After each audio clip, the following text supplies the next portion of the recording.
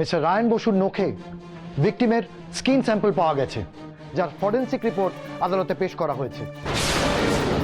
শুধু এখানেই শেষ নয় মিলন, শ্লীলতা হানির সময় ভিকটিমের জামা পর্যন্ত ছেড়ে দিয়েছেন মিস্টার রায়ান বসু।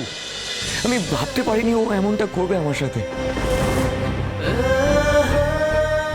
আমি পারুলকে বলতেই যাচ্ছিলাম যে আমার সাথে কি হয়েছে, তার আগেই ও সবার সামনে এসে মিথ্যা অ্যালিগেশন দিয়ে কান্নাকাটি শুরু করে দিল, মিথ্যা নাটক শুরু করে দিল, আমাকে বলার সুযোগটুকুই দিল না। এখন একটা মেয়ে যদি কেটে কেটে এইভাবে এইসব বলে সবার সামনে, তখন আর ছেলেদের কথা কে শোনে? তারপরে পুলিশ ডাকা হয় আর আমাকে ফাঁসানো হয়। She is lying, my lord. She is lying. আমি এই কাজ করিনি, my lord. আমি সম্পূর্ণ নির্দোষ, আমাকে ফাঁসানো হয়েছে। Objection milord, objection. Objection sustained. Thank you milord. Milord, mister Ryan Basu সম্পূর্ণ মিথ্যে কথা বলছেন। উনি তো একজন নাট্যকার, বানিয়ে বানিয়ে গল্প বলা আর অভিনয়ের মাধ্যমে নিজের অ্যালিবাইগুলোকে পোক্ত করা ওনার জন্য 2 মিনিটের কাজ। মিলর্ড, রায়ান বসুই শ্লীলতাহানি করেছেন। তার সপক্ষে আমার কাছে যথেষ্ট প্রমাণ আছে, আমি সেগুলো আদালতে পেশ করতে চাই। Permission granted.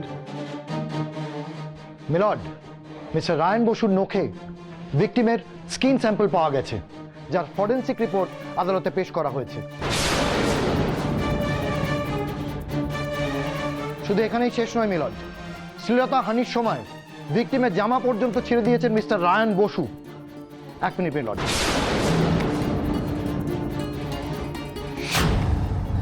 সব প্রমাণিত রায়ের বিরুদ্ধে বাবা ভুবনেশ্বর।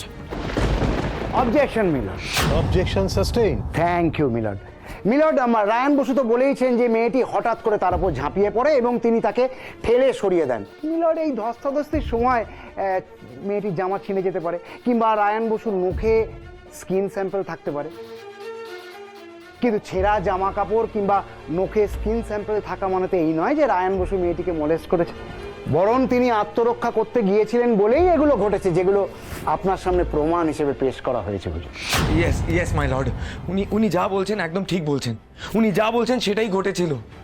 ও বারবার আমার উপরে ঝাঁপিয়ে পড়ছিল, আমি ওকে অনেকবার সরানোর চেষ্টা করেছি। ওই ধস্তাধস্তির মধ্যেই আমার নখ লেগে হয়তো ওর জামার একটা অংশ ছিঁড়ে গেছিল। উনি ঠিক বলছেন।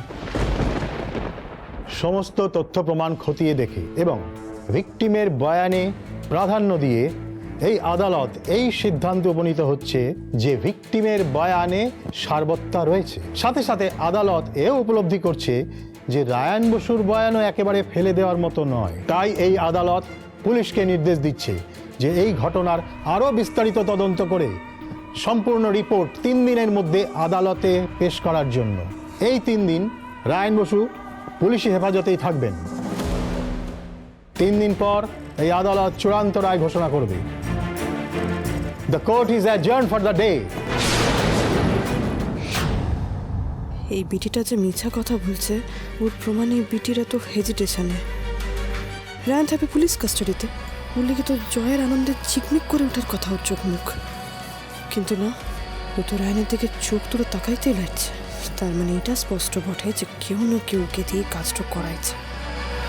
নয় জোর দেখিয়ে করাইছে, নয় লোভ দেখায়।